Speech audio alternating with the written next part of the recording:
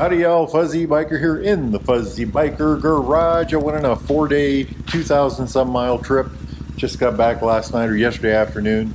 There's the hot rod we took. I want to go over some of the details of the ride and tell you a little bit about some of the nifty equipment I learned about on this motorcycle. Can you see that dash? That was a superstar of this ride. Also these heated Gerbing pants, they were both a success and a fail. We'll talk about that in a little bit. So Gearhead Junction is a motorcycle shop in Pembroke, Virginia, I think it is. Absolutely beautiful area, just fabulous place. Great shop, good motorcycles, Royal Enfields, Moto Marinis, Cove, GPX. They also have a big collection of used motorcycles, including a whole mess of Harleys, amazing one. Anyway, I wanted to go there and visit my good buddy there, Terry, and see what it's all about down that way. And I just wanted to ride. I love to ride motorcycle. And that was 1,000 miles out, 1,000 miles back, and I took the bike. I left on a Sunday. It was supposed to be raining that day. I knew it was supposed to rain. I said I thought I'd do about 600 miles the first day, and looked at the radar map. It looked like 600 miles of rain. I thought, okay, I'll get wet, no big deal. I left here. It was misting. By the time I got to the interstate, 6 miles away, it was raining. 50 miles into that ride, it just started pouring, and then it got heavier from then on. And I thought I was pretty well geared up. I had my, I had the long underwear Noru top on. I had my Royal Enfield Nervic jacket on, which was a good thing. I had on insulated bicycle pants. That was a bad thing. I had my Tourmaster motorcycling boots on. That was both good and bad. We'll talk about that. And then I had on these Gerber heated pants, which I thought were exterior pants, or actually interior. You're supposed to cover them, and they kept me warm. Without those, I could not have rode that far for sure. But if you wear these, don't expect them to stop the rain. Wear them underneath a rain suit or something. Anyway, the ride the first day was, it started wet. I don't mind the rain. The first 50 miles, I didn't mind, I didn't mind that at all. Started getting heavier and heavier and heavier. I got colder and colder, and finally 300 miles in the ride. I was in Illinois somewhere. I pulled over and got a hotel. Everything I had was soaked. Everything was soaked. I took my Nervic jacket off and I laid it, I hung it on the back of a chair, and it dripped for over an hour. It just dripped and dripped and dripped. Now, the success on that is I was dry underneath the jacket. I got a little water around the neck collar line. I did not get any through the front, and I did get water through the bottom. And part of that, I think, was because of the bicycle pants I had on. The footwear I had on is waterproof footwear. But I had my insulated bicycle pants, which are not waterproof, tucked into the boots. And about when I sat on the motorcycle, those pants got wet and it wicked into the boots. Pretty soon I had a puddle in my boots. I took those boots off and I literally dumped them in the bathtub. That's how much water they'd collected. Anyway, I need better planning. I needed a rain suit bottom. I think a whole rain suit would be nice. Heated pants.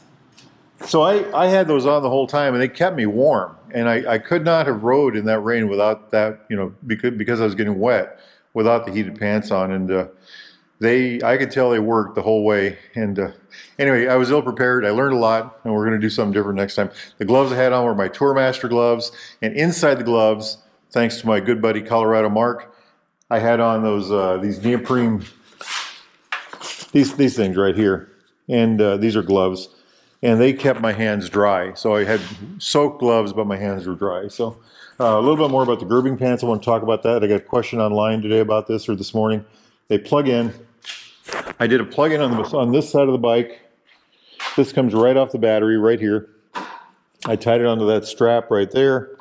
The controller, you have a controller right here. Plugs into that. And that gets power to the controller.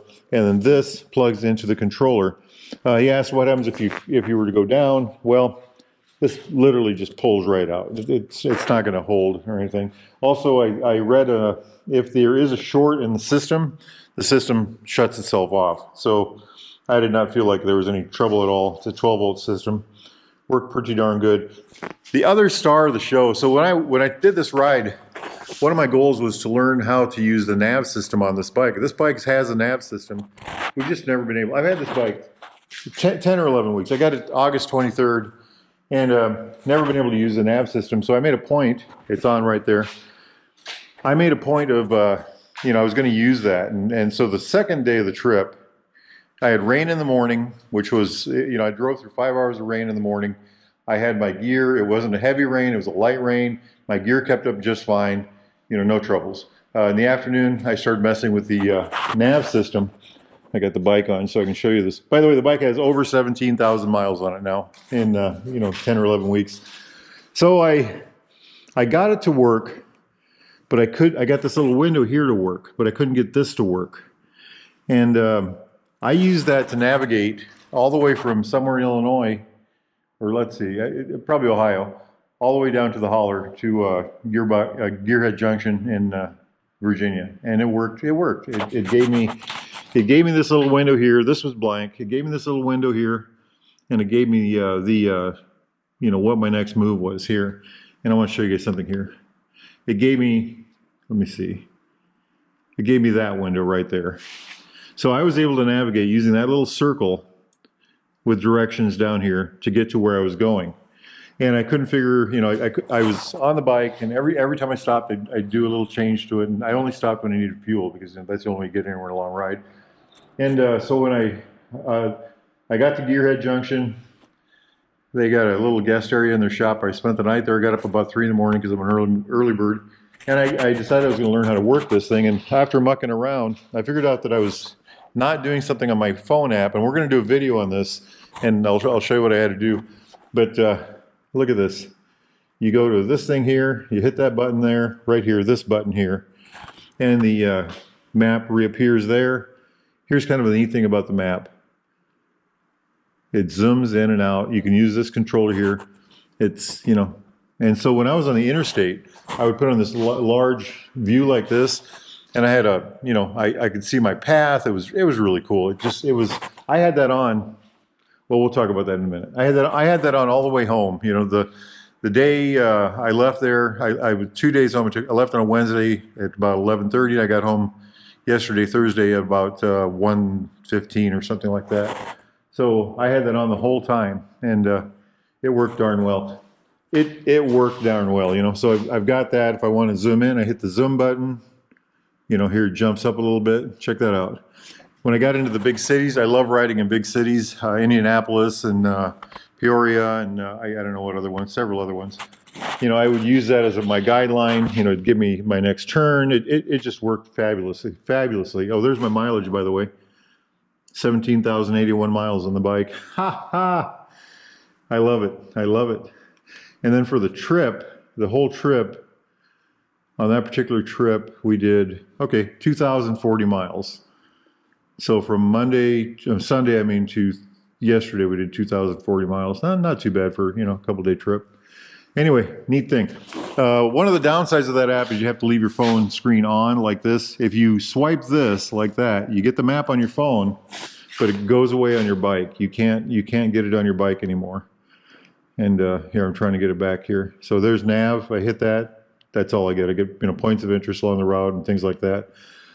But it will not show the map unless you have that screen on. We're going to shut that off. The bike itself performed admirably. You know, it was a grand thing. So we got down to Gearhead Junction. We had rain. I was there Tuesday. We had this big long ride day planned, and we had rain that day. So we did a short ride instead. Terry rode a Scram 411, and Rich, or his friend Rich, met us. He was on a Pan American, and we did about a 45-minute ride, and beautiful, just beautiful. He called it a Zen road, you know, and it really was just a gorgeous route. Anyway, it was fabulous. Next morning I got up, we mucked around. I drove a Covey, I think it is, 450, absolutely amazing motorcycle. Loads of fun. And I hit the road. I met a bunch of people there. A bunch of people showed up at his shop, and we met it. And that was a lot. I really appreciate that, by the way. That warms my heart. Anyway, hit the road. You know, use the nav system like I was telling you about. I had my bag packed. You know, like in here I've got a sleeping bag, and I've got my Tourmaster boots in there. I had 2 pairs of boots with me. I had my Tourmaster boots, which I wore on the first day. The second day I wore my Keen, K-E-E-N boots, very comfortable hiking boots, and because it wasn't raining, and I didn't need the big heavy boots. In this bag, in this box here, which, by the way, 300 miles of heavy rain, and that box did not leak. And that just blows me away, because there, you know, this is a hard plastic seal. I don't know how it, you know, how it got away with that, but I opened that box expecting it to be full wet, and it was not, you know. So I had 3 pairs of gloves with me. I had my, these are my Royal Enfield Alpine Star. These are my, I call them my mid-weather gloves. They're insulated. They're good for from 45 to about 75 degrees. And I also had my ventilated gloves with me, which I think I used them one day. And they're, you know, the air blows right through those. Those are Noru. I love those gloves too. And most of the time I was wearing my Tourmaster Polar Tex gloves, which are, I don't know where, I think they're over by the helmet. The helmet I had on was my, I love my Neotech, my Shoei Neotech 2 helmet. It's a modular helmet. It's got it's quiet, relatively quiet. You know, it's got good ventilation. It has a very good shield, and it's just, the key thing is it's very comfortable. I rode 1,000 miles yesterday, or 500 miles yesterday, and I never once complained about my helmet. You know, it was just a fabulous thing. So, speaking about that ride, I forgot to mention this when I was showing you the. So I got to, I crossed the Illinois-Iowa line yesterday, and I needed gas, and I knew I needed gas, and I thought, where am I going to get gas? Well, then my fuel light came on, and as soon as the fuel light came on, I had my nav hooked up. My nav system said, I don't know what it said, something about being out of gas. Asked me if I wanted, it said the nearest gas station, 2.8 miles, Sinclair. Do you want to go? Do you want to go to this route or something like that? And confirm or dismiss. I hit confirm, and it routed me directly to the gas station. So I got just about to the gas station, and I thought, what if I don't go? So I left. I turned around and went away, and I got back on the interstate. It routed me to a different gas station. So I followed that. It was about 4 or 5 miles. I drove past that exit, routed me to another gas station. So I ran out of gas already 3 times at least this year. So I went ahead and went to that third gas station. But, just very impressed with that whole, I'm very impressed with that. And we're going to do a video on that system. But you know what, I also didn't show you this is the Gerbing Controller right here. You plug in, and there's little buttons here that you can do 2 different plugins. Like I've had gloves or a heated vest, I could have did that with my pants. And then it's a 1 to 10 system. So 1 is 10% power, 10 is, or actually it's A, is 100% power. 5 is 50%, 6 is 60%. It worked pretty well, and it's water. It worked in the rain. So I had this Tusk bag on here. A friend of mine lent me this. This is not my bag. I had trouble with the fact that you have to unhook it every time, right here and right here. I had trouble with that in the beginning. Now trip like that. I think yesterday I stopped for fuel 4 times. I think it was 4 times. And you just get used to it, and you develop a system that makes it work. So, I'd unhook it, and I'd flip it up, and then I could get to my gas. And the neat thing about it, I did not use the clear pouch. I did put my phone in here. There's my helmet cleaner, and, just a couple little things in there readily available. The bike itself, let's look at the back tire here real quick. I'll show you the front tire. So this tire's got over 17,000 miles on it. And it's getting wore out. Its time is coming soon. I think I can get another couple thousand. It's still safe. It's not on the limiters yet. They're, the wear indicators yet. So the back tire has got, the bike's got 17,000. I put that tire on at, what did I put that on? 7,600. So that tire's got about almost 10,000 miles on it. That's pretty darn good. That is a Dunlop Trails Max Mission. And it's in pretty darn good shape, I would say. Very good tire. The reason I chose that, the Seats that come with this bike stock had better feel. I wore that tire out. I think I changed it to 7,600 because I had a big trip I was going on. I would have let it go another couple thousand, but I had a big trip I was going on, so I went ahead and put this tire on. The advantage of this tire is I think I've been getting 15,000 out of them, 14 or 15,000 of them. So I've got another 5,000 at least on that one, I hope. And I'm going to put one on the front as well when that time comes. I just real quick want to show you all. So I talked about this bike at 17,000 miles, and I've had it about 11 weeks. I've been from Utah, Wyoming, Colorado, North Dakota, South Dakota, Nebraska, Kansas, Oklahoma, Minnesota, Iowa, Missouri, Arkansas, Mississippi, Alabama, Tennessee, Illinois, Indiana, Ohio, West Virginia, and Virginia. However many states that is, that's where I've been so far. So this will wrap around eventually, and Alaska will be over here somewhere, and Texas down here, and Florida, if I ever get there, will be down here somewhere. Pretty proud of that. Pretty good I'm very happy with that box. You know, so big winners are the box, the nav system, these pants, although I have to learn how to use them properly.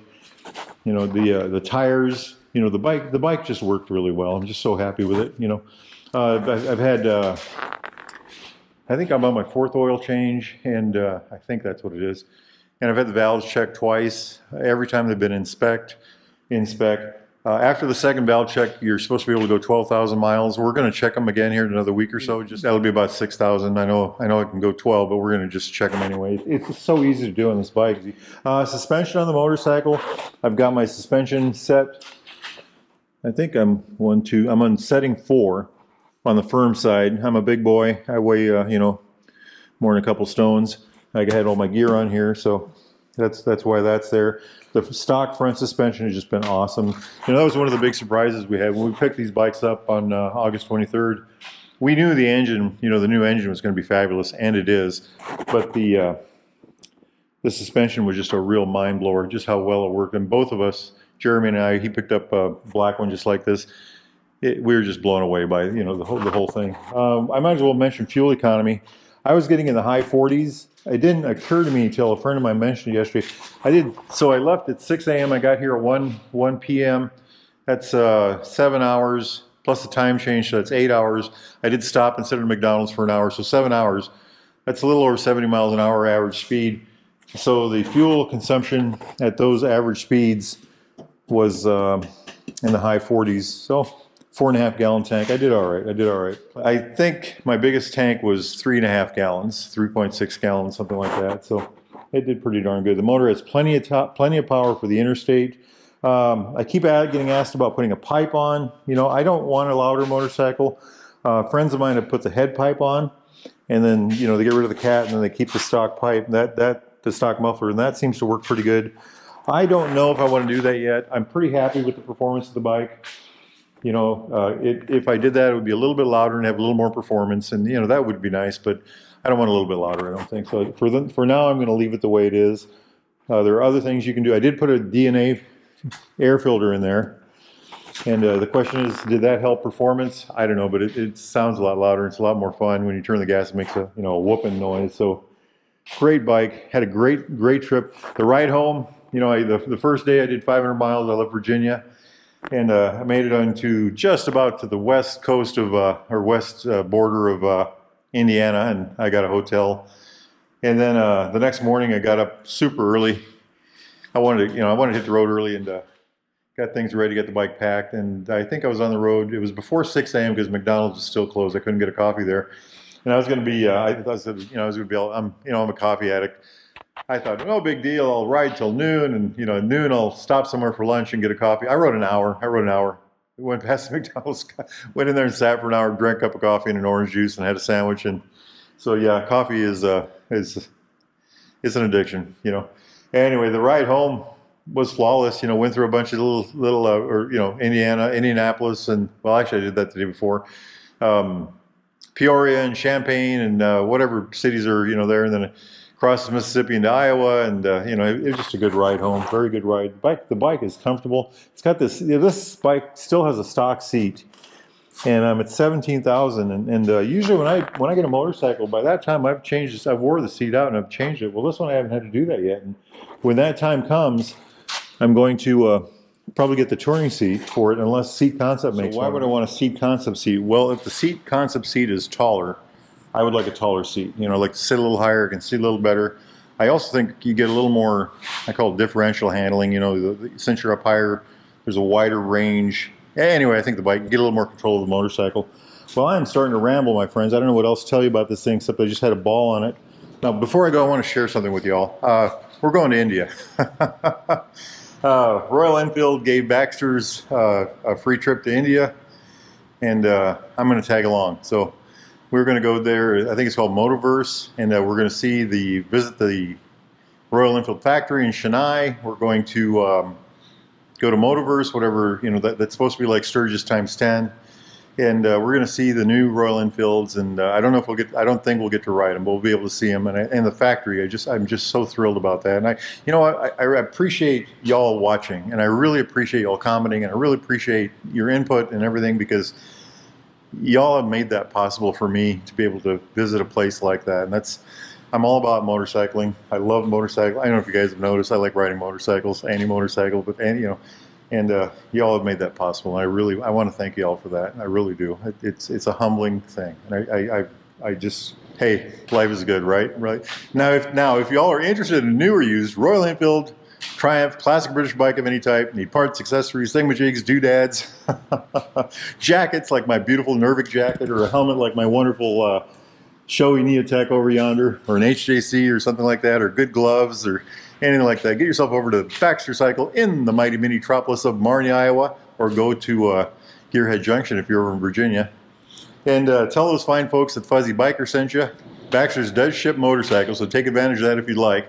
Now, it's still early morning out there, but I've got some motorcycle riding planned for today. I've got an old classic British bike we're going to ride later today. So if the weather is good where you all is at, get yourselves out there and ride, my friends. Get off the couch, get on the bike. Life is good. Wahoo!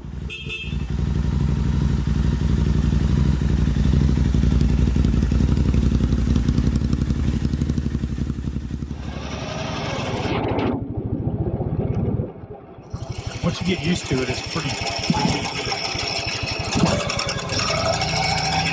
Pick it up and then click yourself back to first. There you go. Nice. You go into a parking lot and do that, people look at you like, what the